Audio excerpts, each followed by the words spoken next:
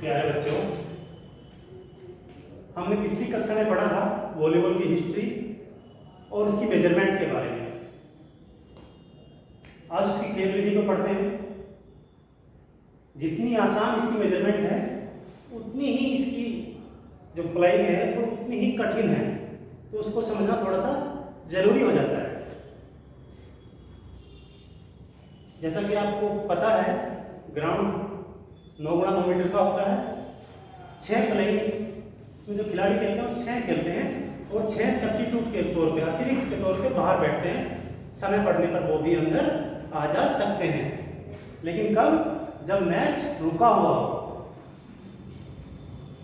दूसरी बात कि एक जो मैच होता है वो 5 सेट से मिलकर बना होता है और एक सेट 25 या 15 पॉइंट का होता है।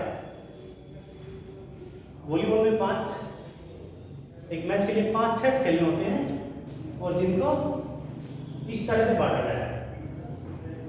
पहला सेट जो होगा वो 25 पॉइंट का होगा, दूसरा भी 25 का होगा, तीसरा भी 25 का होगा, चौथा सेट भी 25 का होगा। अगर स्थिति 5वें सेट तक पहुंचती है तो 5वां सेट 15 पॉइंट का होगा और जब किसी टीम के आधे से अधिक अंक हो जाएंगे तो वो आपस में ग्राउंड मैदान को बदल लेंगे, क्योंकि कई बार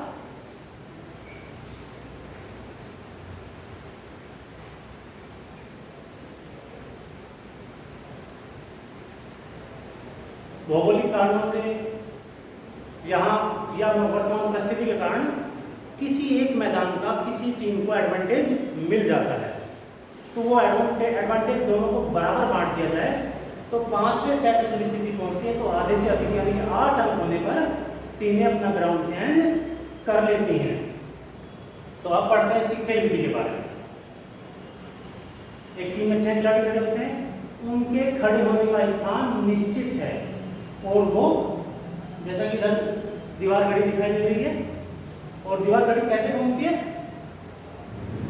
इस दिशा में घूमती है ना, लेकिन यहाँ जब पोजीशन में खिलाड़ी खड़े होंगे तो घड़ी के विपरीत दिशा में खड़े होंगे। जैसे कि आप देख रहे हैं, एक यहाँ खड़ा है, इसके विपरीत दिशा में, घड़ी के विपरीत दिशा में घूम करके 2 यहाँ पे खड़ा है, 3 यहाँ पे खड़ा है, 4 यहाँ पे खड़ा है, 5 यहाँ पे खड़ा है और 6 यहाँ पे खड़ा है।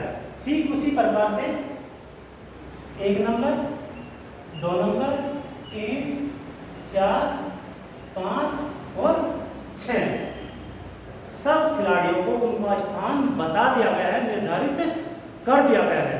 यहाँ तक कि टीम कोच और टीम मैनेजर स्थिति के हिसाब से, पोजीशन के हिसाब से खिलाड़ी का नाम लिखा के 1 नंबर पे ये रहेगा, मान लो रामू 1 नंबर पे रहेगा, श्याम 2 नंबर पे रहेगा, मोहन 3 नंबर पे रहेगा, सोहन 4 नंबर पे रहेगा, गौरव 5 पे रहेगा और निखिल 6 पर रहेगा।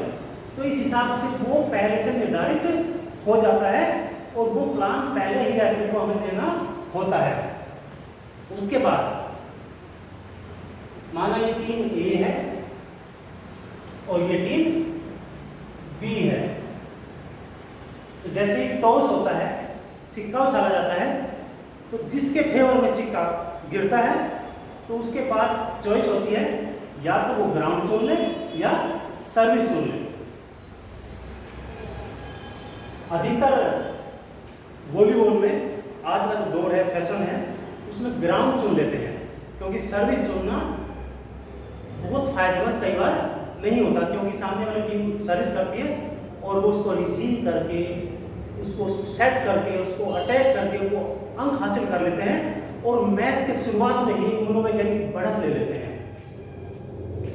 तो जैसे ही मैच स्टार्ट होता है, अब हमने मान लिया कि ये ए टीम की ओर से सर्विस हो रही है और ये नेट के उस पार बी टीम के ग्राउंड में बॉल चली जाती है और बी टीम, अभी क्या था, पोजीशन हम रेफरी को दे चुके हैं। जैसे ही बी टीम उसको रिसीव करती है, सेट करती है और अटैक करके वो पॉइंट हासिल कर लेती है, तो जो टीम पॉइंट हासिल कर लेती है अगली बार सर्विस उसी टीम को करनी होती है। सर्विस चेंज हो जाती है, जैसे इनकी सर्विस ब्रेक होगी, सर्विस उनके फेवर में आ जाएगी और अब की बार वो सर्विस करेंगे और सर्विस करने से पहले अपनी स्थिति में चेंज लाएंगे। और चेंज कैसे लाएंगे? खड़े तो घड़ी की विपरीत दिशा में है, लेकिन जब वो परिवर्तित होंगे एक दूसरे से तो घड़ी की दिशा में होंगे। अब की बार वो आपको डायग्राम के माध्यम से समझाया जा रहा है। एक 6 नंबर पे चला जाएगा, 6 5 पे, 5 4 पे, 4 3 पे, 3 2 पे और 2 1 पे। ये सब अपने स्थान बदल लेते हैं। उसके बाद सर्विस करते हैं और जब बी टीम की ओर से सर्विस होती है